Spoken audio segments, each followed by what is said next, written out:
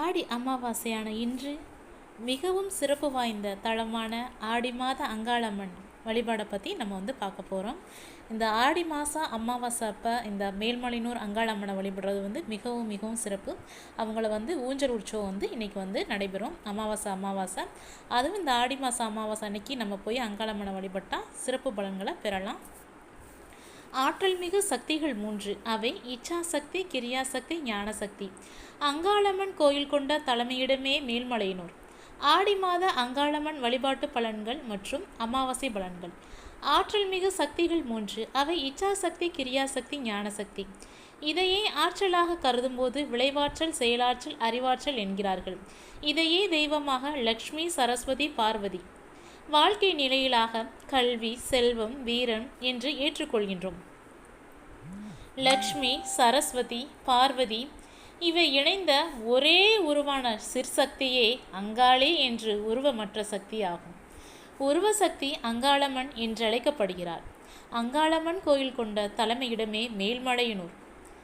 இந்த கோயிலில் உள்ள தேவதையை தலைமைத்தாய், மூலத்தாய், முதன்மைத்தாய், குலதெய்வம் என்று வழிபாடு செய்கிறார்கள்.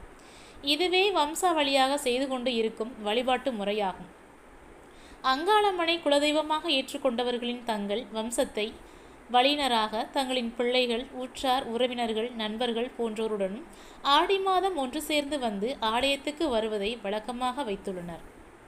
சித்த பிரம்மத்தை பிடித்த சிவபெருமானின் பிரம்மஹஸ்தியை விளக்கியதை போன்றே மானிடராகிய மக்களின் துன்பம், துயரம், பிணிகள், பீடைகள், தோஷம், புள்ளி வைப்பு, சூன்யம், ஏவல், காட்டேரி சேட்டைகள் போன்றவற்றை ஆடி மாத வழிபாடு மூலம் அங்காளம்மன் விளக்கி நல்வாழ்வு தருகிறாள் என்று கருதியே மேல்மலையனூரை தலைமையிடமாக ஏற்றுக்கொண்டு மேல்மலையனூருக்கு ஆடி மாதத்தில் வந்து காணிக்கை பிரார்த்தனைகளை செய்து நல்லருள் பெற்று செல்கின்றனர்.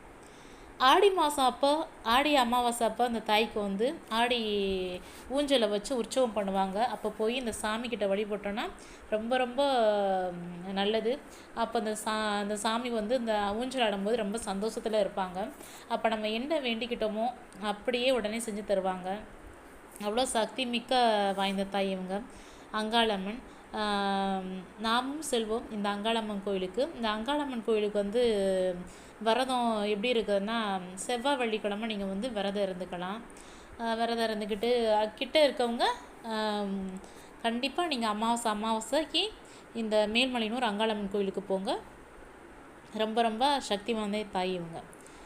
சென்னையில் இருந்து திருவள்ளூர் செல்லும் வழியில் புல்லூர் அங்காளம்மன் ஆலயம் அமைந்துள்ளது. திருவள்ளூர் மாவட்டத்தில் அமைந்திருக்கும் இந்த கோவிலுக்கு